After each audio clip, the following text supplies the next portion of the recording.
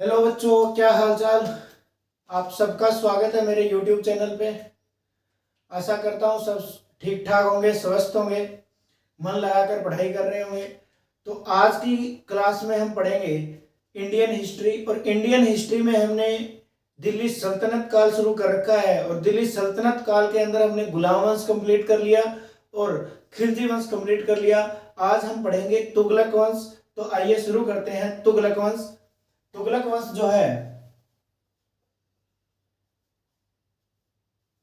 तुगलक वंश तुगलक वंश का समय काल जो है 1320 ईस्वी से लेकर 1414 ईस्वी तक माना जाता है।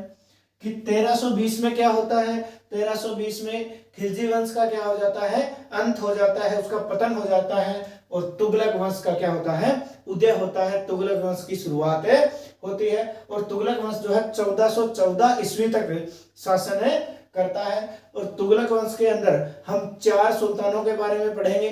तो आइए देखते हैं। तुगलक वंश के अंदर पहला सुल्तान है ग्यासुद्दीन तुगलक, जिसका समय काल रहता है 1320 ईस्वी से 1325 ईस्वी तक। जिसका समय काल क्या रहता है? 1320 से 1325 ईस्वी तक। महज 5 साल इसने शासन किया। 5 वर्ष इसने शासन किया। दूसरे नंबर का जो सुल्तान है उसका नाम है मोहम्मद बिन तुगलक।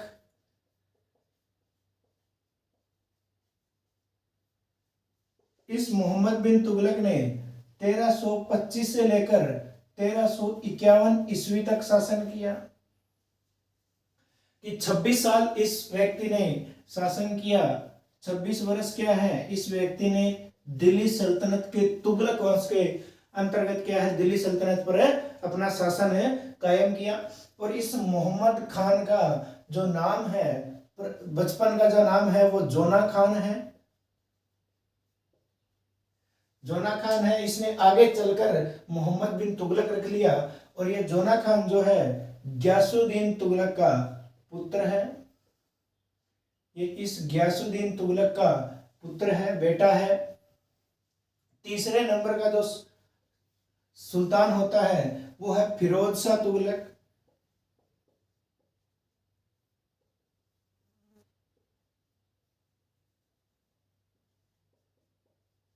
फिरोज शाह तुगलक।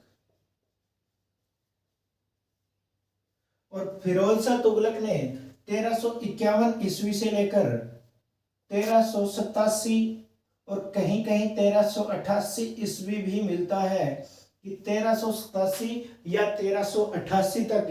मैं 1388 के ऊपर मोहर लगाता हूं, क्योंकि बहुत ज्यादा जगह 1388 मिलता है। मगर एनसीईआरटी की कुछ बुकों में 1387 भी हमें क्या है, देखने को मिलता है। इसलिए इसने 1351 से 1387 या 88 के बीच में जितने भी वर्ष रहे उनमें फिरोज शाह तुगलक ने शासन किया। नंबर 4 पे आता है नसीरुद्दीन शाह।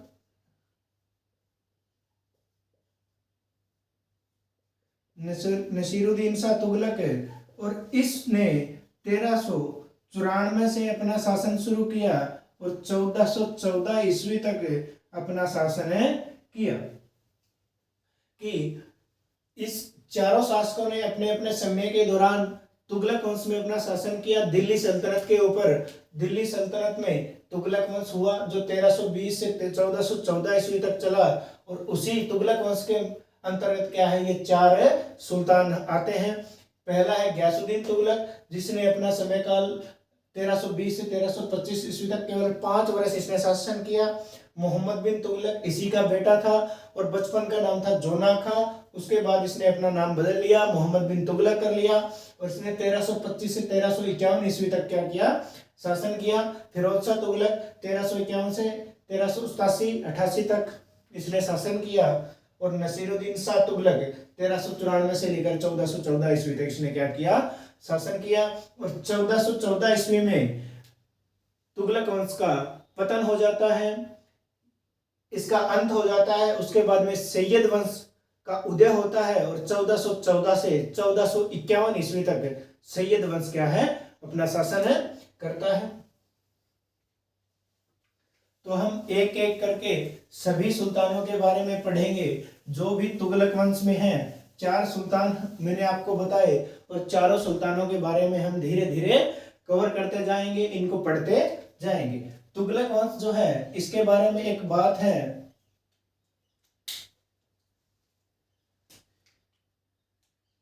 कि दिल्ली सल्तनत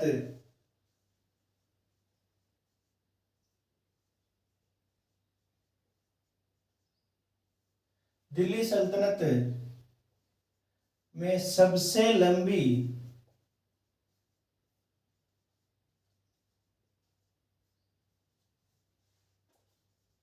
अवधि तक शासन करने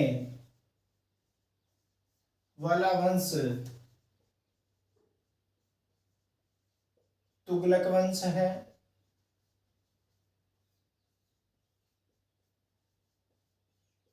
कि दिल्ली सल्तनत के अंदर अगर सबसे ज्यादा लंबी अवधि में किसी भी वंश ने शासन किया तो वो है तुगलक वंश। दिल्ली सल्तनत काल के अंदर 5 वंश पनपे, गुलाम वंश, खिलजी वंश, तुगलक वंश, सैयद वंश और लोधी वंश।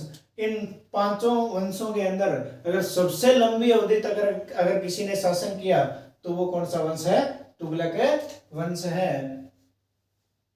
तो अब हम पढ़ेंगे गयासुद्दीन तुगलक के बारे में। तो आइए शुरू करते हैं तुगलक वंश के संस्थापक गयासुद्दीन तुगलक के बारे में।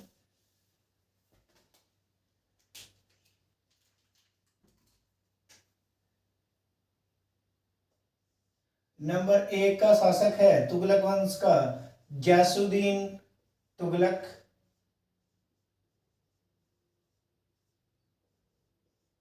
तुगलक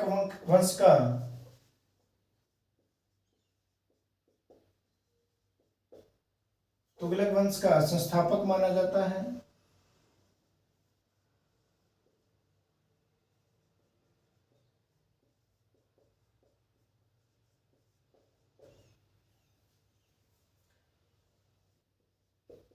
भारत में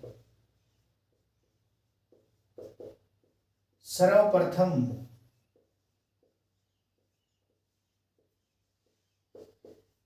नहरों का निर्माण करवाने वाला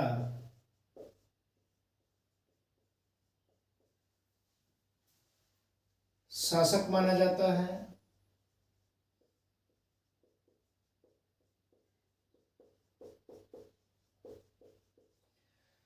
कि भारत के अंदर नहरों का जाल बिछाने वाला, अगर क्वेश्चन ऐसे आ जाए कि भारत में नहरों का जाल बिछाने वाला शासक कौन सा है तो गयासुद्दीन तुगलक है। कि भारत में सर्वप्रथम नहरें तो फिरोज शाह तुगलक, मोहम्मद बिन तुगलक ने भी बनवाई, मगर सर्वप्रथम नहरों का निर्माण किसने करवाया, गयासुद्दीन तुगलक ने करवाया। गयासुद्दीन तुगलक जो है सुन्नी मुस्लिम है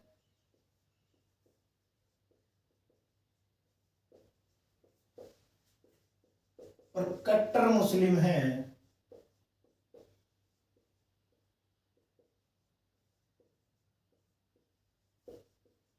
कट्टर मुस्लिम है, ये जो क्या है सुन्नी मुस्लिम है, बहुत ज्यादा कट्टर है इस्लाम के प्रति, इसकी विचारधारा बहुत ज्यादा फैली हुई है और हिंदुओं को अपना घोर दुश्मन मानता है, अपने मन में हिंदुओं के प्रति पूरी द्वेष भावना रखता है और उनको काटना मारना चाहता है, इसीलिए इसको कट्टर मुस्लिम है बोला गया है। गयासुद्दीन तुगलक जो है दिल्ली सल्तनत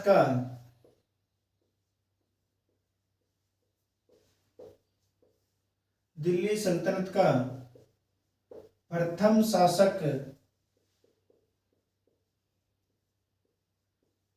जिसने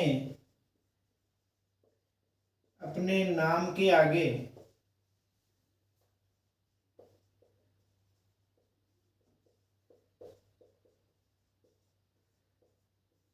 गाजी शब्द जोड़ा। अब जितने भी पांच वंश हुए, पांच वंश में कोई भी ऐसा शासक नहीं है जिसने अपने नाम के आगे गाजी शब्द जोड़ा हो, मगर तुगलक वंश के संस्थापक गयासुद्दीन तुगलक ने अपने नाम के आगे गाजी शब्द जोड़ा और इसने अपना नाम क्या कर लिया, गाजी तुगलक भी इसे कहा जाता है, गाजी बेग भी इसे कहा जाता है, गाजी गयासुद्दीन तुगलक भी इसे कहा जाता है। और गाजी शब्द का अर्थ जो है वो होता है गैर मुस्लिमों को,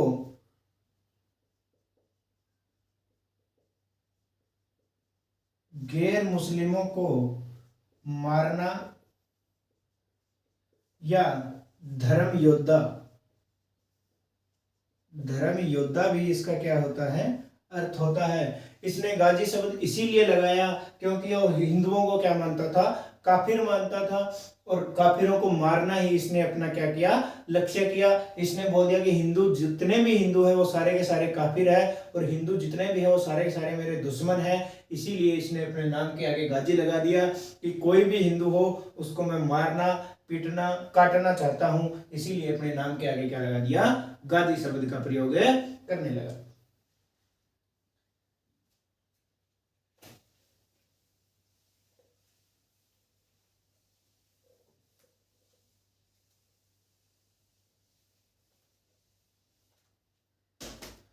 अब गयासुद्दीन तुगलक जो है इसने दिल्ली के समीप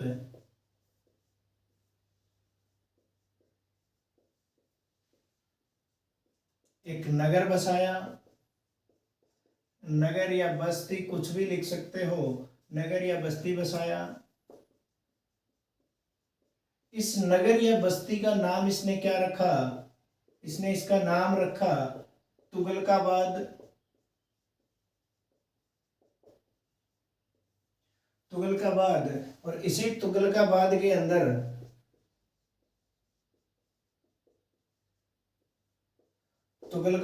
अंदर इसने एक किला बनवाया,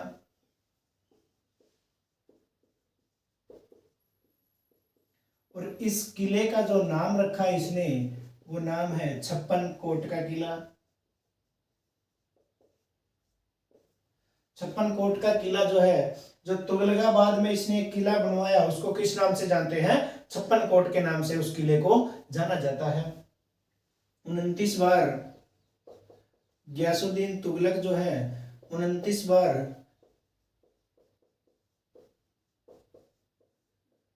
मंगोलों के आक्रमण को विफल करने वाला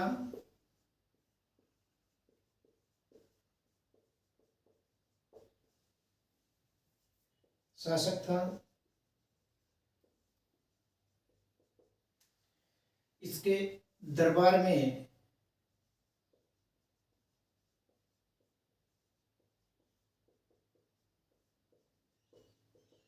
एक राज दरबारी कवि भी था,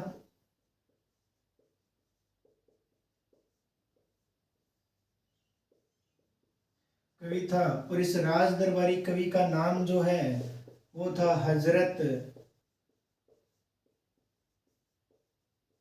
निजामुद्दीन ओलिया। यही हजरत निजामुद्दीन ओलिया जो है अमीर खुसरो का गुरु भी माना जाता है। हमने जब खिलजी वंश पढ़ा और अलाउद्दीन खिलजी पढ़ा, तो अलाउद्दीन खिलजी जो है उसके दरबार में एक राज दरबारी कवि होता था, उसका नाम था अमीर खुसरो, और अमीर खुसरो का जो गुरु है वो हजरत निजामुद्दीन ओलिया है। ये बात मैंने उस समय भी बताई है और अभी भी दोबारा इस बात को रिपीट की है। और हजरत निजामुद्दीन ओलिया जो है, इस हजरत निजामुद्दीन ओलिया को एक उपाधि दी गई, किसके द्वारा, गयासुद्दीन तुगलक के द्वारा, महबूब ए इलाही। महबूब ए इलाही, महबूब का मतलब होता है प्रेम करने वाला, इलाही का मतलब होता है खुदा से। कि खुदा जिसको प्रेम करता है, खुदा का प्रेमी, वही होता है महबूब ए इलाही। तो इसने किसको उपाधि दी? हजरत निजामुद्दीन औलिया को उपाधि दी। किसने दी? गयासुद्दीन तुगलक ने दी। तो गयासुद्दीन तुगलक ने क्या किया? दिल्ली के नगर एक बस्ती बसाई, नगर बसाया, जिसका नाम रखा तुगलकाबाद। और तुगलकाबाद में ही इसने किला बनवाया जिसका नाम है 56 कोट का किला। और 29 बार मंगोलों के आक्रमण को विफल करने वाला जो शासक है वो है गयासुद्दीन तुगलक। कि गयासुद्दीन तुगलक के 5 वर्ष के शासनकाल में 29 बार मंगोलों ने इसके ऊपर आक्रमण किया, मगर हर बार इसने क्या कर दिया? उनके आक्रमण को विफल कर दिया। और इसके दरबार में एक राज दरबारी कवि होता था हजरत निजामुद्दीन औलिया, और इसने एक उपाधि दी, हजरत निजामुद्दीन औलिया को उपाधि देता है महबूब ए इलाही की उपाधि गयासुद्दीन तुगलक देता है। अब आगे देखते हैं।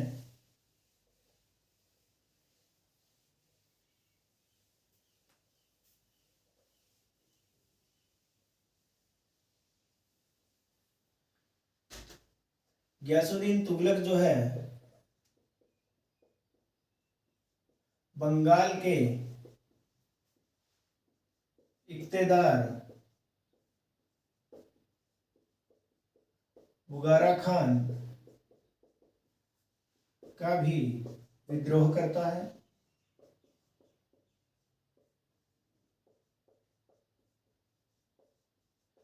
अब जो है गयासुद्दीन तुगलक जो है बंगाल चले जाता है इस बुगारा खान का विद्रोह करने। और जब ये बंगाल गया हुआ होता है तो इसका जो बेटा होता है मोहम्मद बिन तुगलक,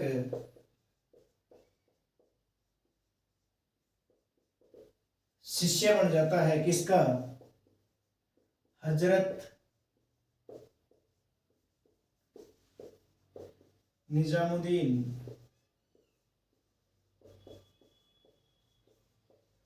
औलिया का।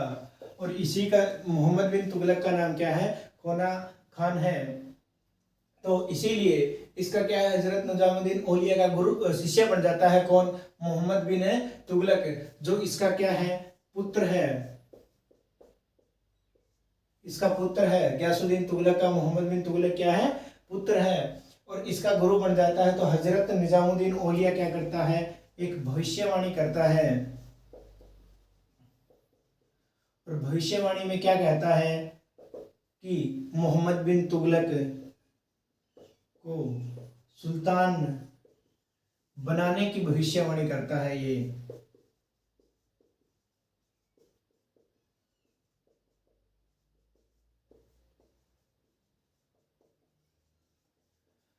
अब क्या है कि हजरत निजामुद्दीन औलिया जो है मोहम्मद बिन तुगलक का गुरु बन जाता है। और गुरु बनते ही ये भविष्यवाणी कर देता है किसको सुल्तान बनाने की? मोहम्मद बिन तुगलक को सुल्तान बनाने की। जब ये बात गयासुद्दीन तुगलक को पता चलती है तो गयासुद्दीन तुगलक जो है इस हजरत निजामुद्दीन औलिया को धमकी देता है। और धमकी देता है तो ये हजरत निजामुद्दीन औलिया जो है ये धमकी का उत्तर देता है।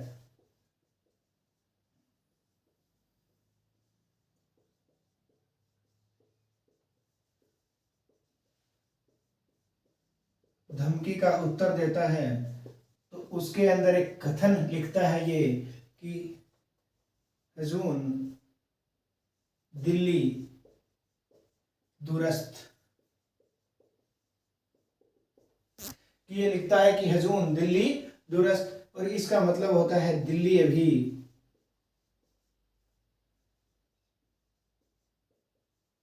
दूर है। दिल्ली अभी क्या है? दूर है। किसने लिखा? हजरत निजामुद्दीन औलिया ने। क्यों लिखा? क्योंकि इसने क्या भविष्यवाणी कर दी कि मोहम्मद बिन तुगलक जो है इसको सुल्तान बनाने की भविष्यवाणी करता है। गयासुद्दीन तुगलक क्या है? इसको धमकी देता है कि तूने ऐसा क्यों किया। तब ये बात लिखता है, इसके धमकी में कहता है कि मैं तेरे जीवन लीला समाप्त कर दूंगा, तेरी मृत्यु कर दूंगा, तेरा सिर कलम कर दूंगा। तब ये धमकी का उत्तर देता है और उसमें एक कथन लिखता है हजून दिल्ली दूरस्थ की, दिल्ली अभी दूर है।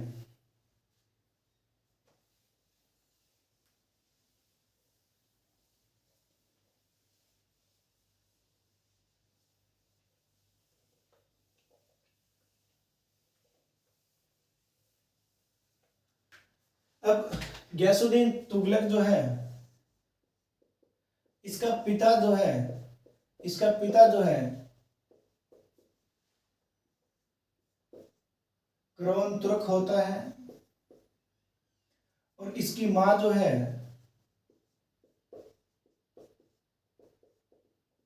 हिंदू जाट होती है।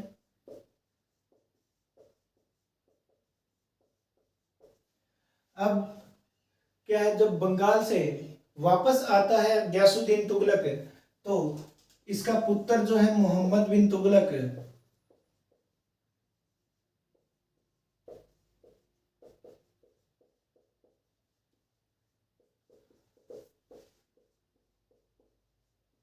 तुगलकाबाद में एक लकड़ी का महल बनाने का आदेश देता है।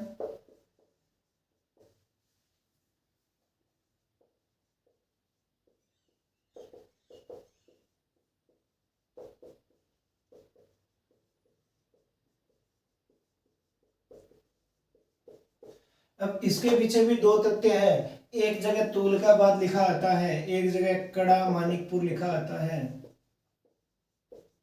मगर सही ऑप्शन, सही उत्तर तुगलकाबाद को माना जाता है। इसलिए मोहम्मद बिन तुगलक क्या है, तुगलकाबाद में एक लकड़ी का महल बनाने का आदेश दे देता है, और लकड़ी का महल बनकर तैयार हो जाता है। जब गयासुद्दीन तुगलक आता है और इस लकड़ी के महल में प्रवेश करता है, तो यह महल गिर जाता है। तो यह लकड़ी का महल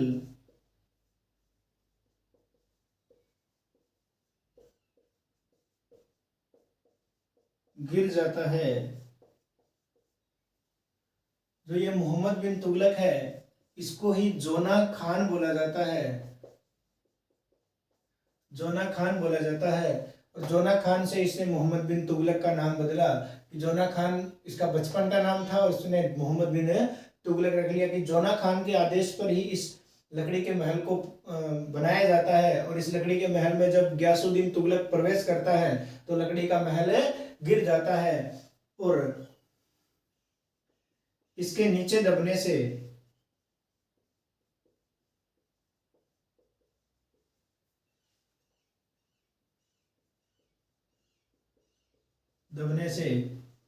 गयासुद्दीन तुगलक की फरवरी 1325 ईस्वी में मृत्यु हो जाती है।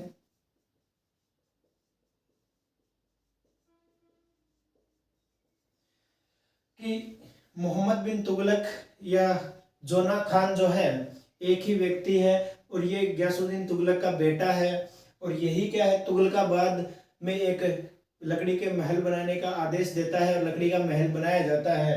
और जब गयासुद्दीन तुगलक इस महल के अंदर प्रवेश करता है, तो महल क्या है, गिर जाता है, और उसके नीचे दबकर क्या हो जाती है, गयासुद्दीन तुगलक की फरवरी के 1325 ईस्वी में मृत्यु हो जाती है। अब इस मृत्यु के बारे में एक व्यक्ति ने एक बात बोली, वो बात हम अब बताएंगे आपको। कि गयासुद्दीन तुगलक की तो क्या हो गई, 1325 ईस्वी में मृत्यु हो गई, और 1325 ईस्वी से ही राजा शासक कौन बन गया, सुल्तान कौन बन गया, जोना खान या मोहम्मद बिन तुगलक। तो एक व्यक्ति था इबन बतूता, और इबन बतूता जो है ये मोरक्को का निवासी था।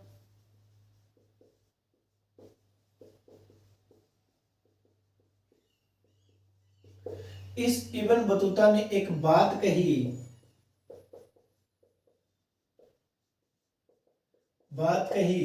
कि गयासुद्दीन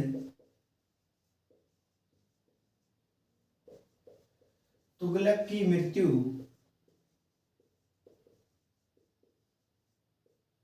उसके ही अपने बेटे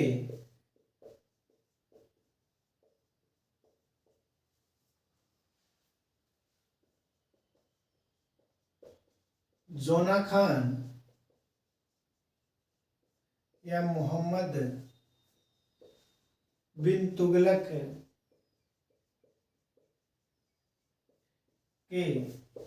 रचे षड्यंत्र के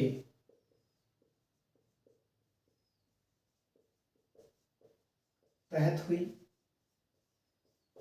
इसने बोला कि गयासुद्दीन तुगलक की क्या है, हत्या की गई, और इसकी हत्या किसने की कि इसके बेटे ने, जोना खान या मोहम्मद बिन तुगलक ने क्या रचा, षड्यंत्र रचा और लकड़ी का महल बनवाया। और जैसे ही गयासुद्दीन तुगलक जो है क्या है, लकड़ी के महल में एंटर करता है, प्रवेश करता है, तो लकड़ी का महल क्या है, गिर जाता है, और उसकी क्या है, वहीं उन लकड़ियों के नीचे दबकर क्या है, मृत्यु हो जाती है, मौत हो जाती है। तो ये बात इब्न बतूता ने बोली कि मौत नहीं हुई, उसको मारा गया था, जानबूझकर षड्यंत्र रचा, और षड्यंत्र रचने वाला कौन था, उसका ही बेटा मोहम्मद बिन तुगलक था। तो आज हमने पढ़ा तुगलक वंश। तुगलक वंश में हमने एक सुल्तान को पढ़ा, गयासुद्दीन तुगलक को। आगे की जो क्लास होगी, कक्षा होगी, उसमें हम पढ़ने का काम करेंगे जो बाकी 3 सुल्तान बचे हैं, मोहम्मद बिन तुगलक को, फिरोज शाह तुगलक को, और नसीरुद्दीन शाह तुगलक को। और तुगलक वंश का क्या करेंगे, तुगलक वंश को कंप्लीट करेंगे। तो आशा है आज की वीडियो आपको अच्छी लगेगी। अगर वीडियो अच्छी लगे तो वीडियो को लाइक करें, चैनल को शेयर करें और चैनल को सब्सक्राइब करें। आज के लिए धन्यवाद।